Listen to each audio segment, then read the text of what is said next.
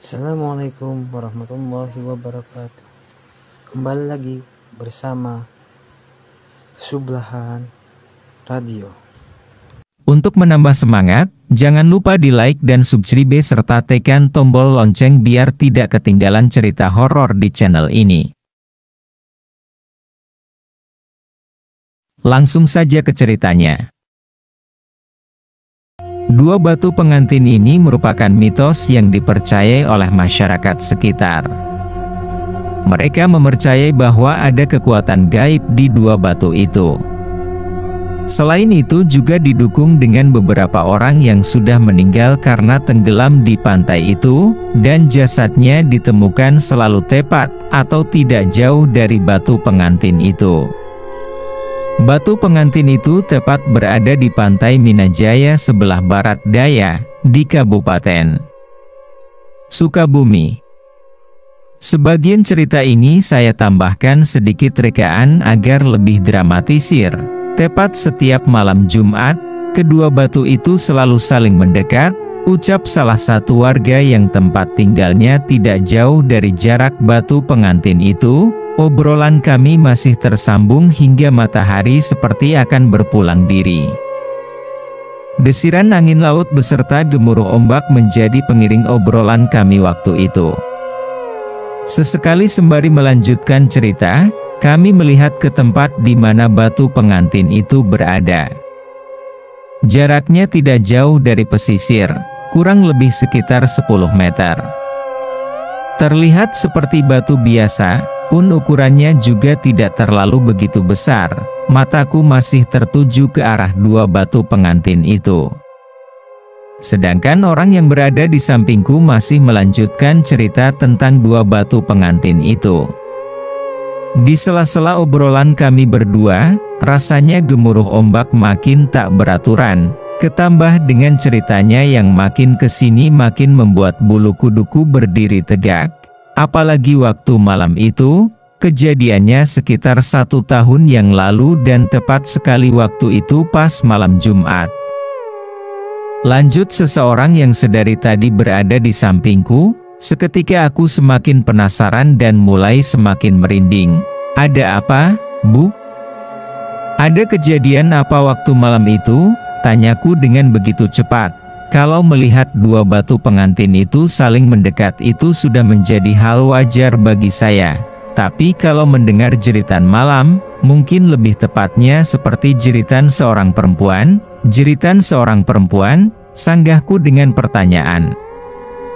Iya, waktu tengah malam itu saya terbangun dengan suara jeritan seorang perempuan. Seperti sedang menjerit juga sedang menangis. Akhirnya saya bangun lalu keluarlah karena saya penasaran, tapi ketika tengah malam itu saya tidak mendapati seorang pun yang berada di luar rumah. Akhirnya saya membangunkan suami saya dan mencoba mencari keberadaan jeritan itu. Lalu apa yang terjadi, Bu? Tanyaku yang kesekian kalinya. Kulihat sorot kedua matanya tertuju lurus pada dua batu pengantin itu. Matanya mulai berkaca-kaca, seperti ada kesakitan yang sedang ia tahan, lalu kami pun bergegas mencari keberadaan jeritan itu. Saya lihat ke arah pantai, ternyata dua batu pengantin itu sudah saling mendekat. Tapi suara jeritan itu masih belum jelas arahnya dari mana.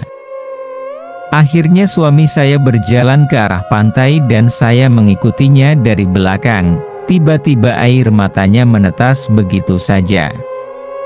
Aku tidak tahu sebenarnya apa yang sudah terjadi. Ketika tiba di pesisir pantai, jeritan itu semakin terdengar begitu jelas. Di situ rasanya saya begitu merinding, tapi suami saya masih penasaran dengan suara jeritan malam itu. Bahkan, bisa dikatakan mungkin suami saya terhipnotis oleh jeritan itu.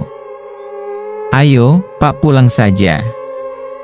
Ini sudah larut malam, Ibu takut.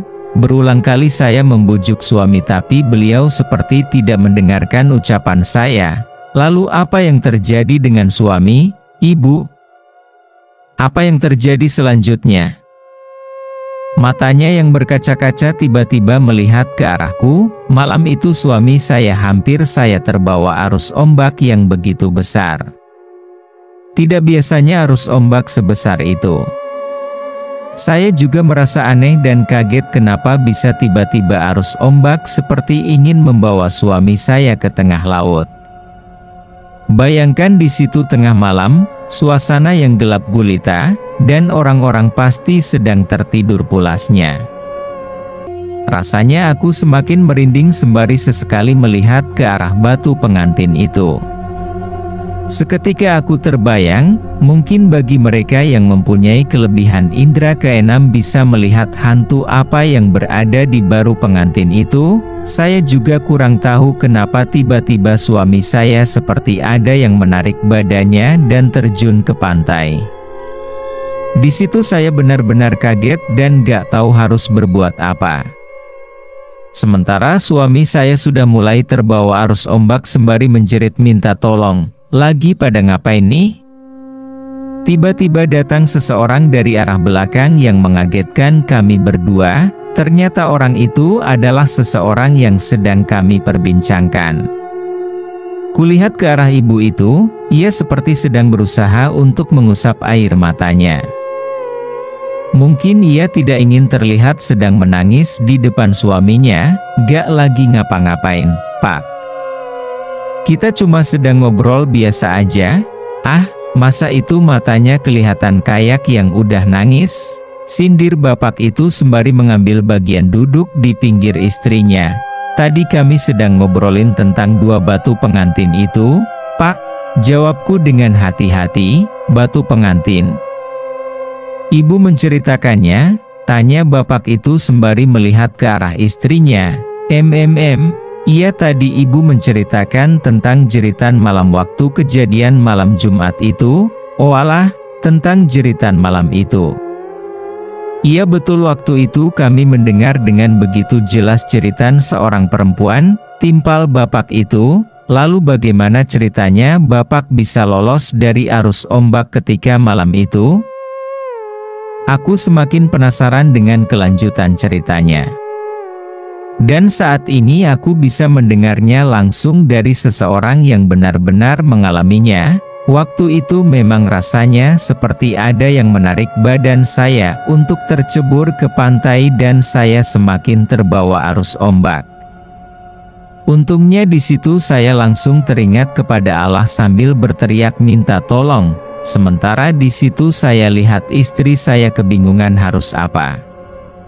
Karena tidak seorang pun yang memberi bantuan, akhirnya ibu ikutan nyebur ke pantai untuk menyelamatkan saya. Kulihat sorot matanya yang berulang kali melihat ke arah dua batu pengantin itu.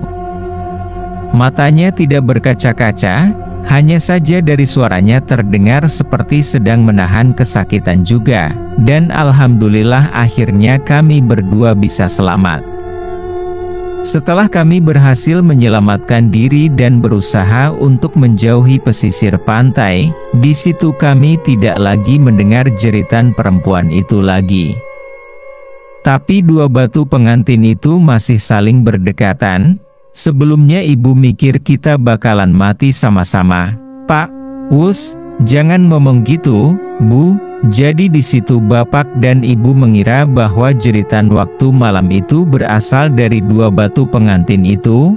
Iya, Nak. Karena ternyata sebenarnya tidak hanya kami berdua saja yang pernah mendengar jeritan seorang perempuan ketika setiap malam Jumat itu. Warga-warga yang lain juga pernah mendengarkannya.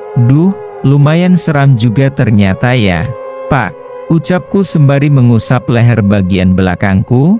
Tapi meskipun begitu yang penting kita tidak mengganggunya saja dan selalu ingat pada Yang Maha Kuasa.